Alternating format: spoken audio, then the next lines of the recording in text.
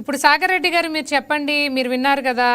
అంటే ఇక్కడ గవర్నర్ గారి అంటే తీసుకున్న నిర్ణయం చూసిన తరువాత పక్క రాష్ట్రాలకు కానివ్వండి, లేకపోతే తమిళనాడులో ఉన్న ప్రజలకు కానీ ఖచ్చితంగా 2018లో కర్ణాటకలో ఏం జరిగిందో మనందరికీ తెలిసిందే. అంటే ఆ పరిస్థితిని మనం ఒకసారి గుర్తు చేసుకున్నట్టయితే అంటే అప్పుడు తీసుకున్న గవర్నర్ నిర్ణయం ఎలా ఉంది, ఏం జరిగింది, ఇప్పుడుది దాన్ని ఎలా కంపేర్ చేస్తున్నారంటే జనాలు మళ్ళీ అలానే ఎందుకు ఇక్కడ కూడా నిర్ణయం తీసుకోవాల్సి వచ్చింది, ఎందుకు ఛాన్స్ ఇవ్వట్లేదు అని ఎందుకు కంపేర్ చేసుకుంటున్నారు ప్రజలని మీరు అనుకుంటున్నారు? ఛానల్లో పాల్గొన్న పెద్దలు పాపిరెడ్డి అన్న, వెంకటస్వామి అన్న, శంకరెడ్డి అన్న గారికి నమస్కారం, అనుష గారికి నమస్కారం. ఇప్పుడు ఈ రెండు రోజుల నుంచి మనం 3 రోజుల నుంచి ఆలోచిస్తున్నాం. వీళ్ళకి సరి అయిన బలం లేదు అనేది క్లియర్. బలం లేనప్పుడు ఇంకొకరితో మద్దతు తీసుకోవాలనేటువంటి భావనతో పనిచేస్తున్నారు. దానిలో ఎవరేమో ఆబ్జెక్షన్ లేదు, ఎవరితో ఇబ్బంది లేదు. ఏ పార్టీలు కూడా వ్యతిరేకిస్తలేవు. బీజేపీ పార్టీ, అక్కడ ఉన్నటువంటి బీజేపీ పార్టీ కూడా వ్యతిరేకిస్తలేదు. కాంగ్రెస్ పార్టీ అయితే ఓ అడుగు ముందుకేసి వచ్చి మేము మీతో జట్టు కట్టడానికి కూడా సిద్ధమని చెప్పి కూడా కాంగ్రెస్ పార్టీ అన్నది.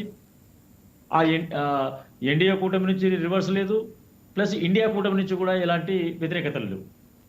ఇంకా వీళ్ళకు ఉండాల్సింది ఎంత, 107 సీట్లలో 117 సీట్లకు కావాల్సింది 10 సీట్లు కావాలి. 10 సీట్లలో 5 సీట్లు కాంగ్రెస్ సపోర్ట్ చేస్తామని చెప్పినాయి. కమ్యూనిస్టులు 4 చేస్తామని చెప్పారు. రెండు రకాల కమ్యూనిస్ట్ పార్టీలు 4 సీట్లు అవి. 5-4 9. ముస్లింల వల్లే 2 వస్తూనే ఉన్నాయి. 11 సీట్లు అయిపోతున్నాయి. అంటే వీళ్ళు వాళ్ళని సరి అయిన పద్ధతుల్లో మలుచుకోలేని పరిస్థితుల్లో ఇలా గవర్నర్ మీద ఒక మెట్టు పెట్టి ఒక బదనాం పెట్టి, గవర్నర్ పాముగా పెట్టి, సెంట్రల్ గవర్నమెంట్ను బదనం చేయాలనేటువంటిది, కేంద్ర ప్రభుత్వాన్ని బదనం చేయాలనేటువంటి ఒక నాటక పరిణామమే తప్ప ఇది వేరే ఇంకా ఏం లేదు. నీకు ఒక అత్యధిక లార్జెస్ట్ పార్టీగా అవతరించిన తర్వాత నీ పని నువ్వు సరిగ్గా చేయక ఇతరుల మీద బురద జల్లే కార్యక్రమం ఏదైతే ఉందో ఇది కరెక్ట్ కాదు అని చెప్పి నేను. మనం ట్రెడిషనల్ గా పద్ధతి చూస్తే యూజువల్ గా సాగర్ రెడ్డి గారు, మనం ట్రెడిషనల్ గా గవర్నర్ గారు అవలంబించాల్సిన పద్ధతులను చూస్తే యూజువల్ గా ప్రభుత్వాన్ని ఏర్పాటు చేసిన తర్వాత కదా బలం నిరూపించుకోమని యూజువల్ గా అడిగేది. కానీ ఇందుకు భిన్నంగా ఆయన స్ట్రైట్ అవే మ్యాజిక్ ఫిగర్ ని మ్యాచ్ చేయమని అడిగారు. ఎందుకు అడిగారు? ఆయనకు అవకాశం కూడా ఇవ్వలేదు కదా. అవకాశం అనేది అసలు ఇవ్వలేదు కదా, విజయ్కి ఇవ్వలేదు కదా. తిరస్కరించలే కదా అనుష గారు. నీకు ఎక్కడ కూడా గవర్నర్ గారు మీకు ఛాన్స్ ఇవ్వమని చెప్పి ఎక్కడ చెప్పలేదు కదా. మీరు ఏదైతే రాజ్యాంగబద్ధంగా ఉన్నటువంటి మ్యాజిక్ ఫిగర్ ఉన్నదో దాన్ని సెట్ చేసుకొని రాండి, మీరు టైం తీసుకోండి అని చెప్పాడు తప్ప, కానీ మిమ్మల్ని పక్క పెట్టేస్తున్నాం లేకపోతే డిఎంకేనో ఏఐడిఎంకేనో వాళ్ళకి ఛాన్స్ ఇస్తున్నామని చెప్పి ఎక్కడ కూడా ప్రకటించలేదు కదా. కానీ ఇక్కడ ఎందుకు క్వశ్చన్ వస్తుందంటే సాగర్ రెడ్డి గారు, 2018లో అప్పుడు సెంట్రల్ గవర్నమెంట్ బీజేపీకి కూడా మ్యాజిక్ ఫిగర్ రాలేదు, కానీ గవర్నమెంట్ ఫామ్ చేయమని ఛాన్స్ ఇచ్చారు కదా. అట్లా కంపేర్ చేసుకుంటున్నారు, అప్పుడు ఇచ్చారు ఇప్పుడు ఇవ్వలేదు అని.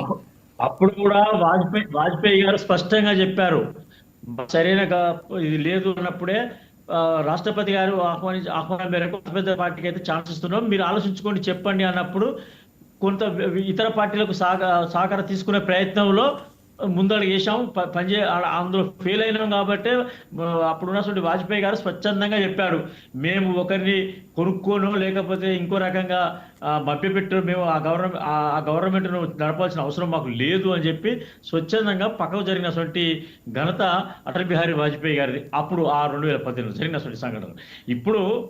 ఇప్పుడున్న పరిస్థితి అది కాదు. ఇక్కడ ఉన్నటువంటిది నువ్వు ప్రయత్నమే లేదు, నువ్వు ప్రయత్నం లేకుండా కమల్ హాసన్ గారిని లేకపోతే ఇంకెవరినో మేము జల్లికట్టు లెక్క చేస్తాం అంటే ఎవరిని బెదిరిస్తే ఇది రకమైనటువంటి ఇది రాజకీయ విధానాలు కాదు. నువ్వు బెదిరించి నేను ఇచ్చేస్తా, నేను అంగీలు చెప్పుకుంటా, ఒళ్ళు కోసుకుంటా, నేను పడి బొర్రుతా, ఇది రాజ్యాన్ని నడిపేటువంటి ప్రక్రియ కాదు. ఈ బెదిరింపులు, ఈ పిచ్చి ప్రేలాపనలు అనేటివి కూడా ఎప్పుడు ఎలక్షన్ల కన్నా ముందు చేయి నువ్వు ఆ పనులని. నువ్వు ఎలక్షన్లలో చేయాల్సినటువంటి పనులు ఎలక్షన్ల తర్వాత కానీ సాగర్ రెడ్డి గారు నిరసన తెలపగలిగే హక్కు ప్రతి ఒక్కరికి ఉంటుంది. ఏదైనా నచ్చనప్పుడు నిరసన తెలియజేస్తారు, అది సహజంగా జరిగే ప్రక్రియ కదా. సరి అయినటువంటి మ్యాజిక్ ఫిగర్ రాలేదు కాబట్టి గవర్నర్ రాజేంద్ర అర్లేకర్ గారు క్లియర్ గా చెప్పారు, మీరు 5 రోజులు టైం తీసుకుంటారా, మీ ఇష్టం, మీ సమయం తీసుకోండి, ఒక ఫిగర్ ను తయారు చేసుకొని రాండి, అది మీ ఇష్టమే అని చెప్పి వదిలిపెట్టాడు. ఇంకో పార్టీని ఎక్కడ కూడా పిలిచినటువంటి వైనం కూడా ఇక్కడ లేదు. మిగతా పార్టీలు కూడా ఎక్కడ మేము వస్తామని చెప్పి కూడా వాళ్ళు రాలేదు. అట్లాంటప్పుడు బీజేపీకి కానీ కేంద్ర ప్రభుత్వం కానీ ఎందుకు ప్రాబ్లం ఉంటుంది? సో ఇదంతా బురద జల్లే ప్రయత్నమే, బదనాలు చేసేటువంటి ప్రయత్నమే తప్ప ఇది బాధ్యతాయుతమైనటువంటి ప్రయత్నం కాదు ఇది.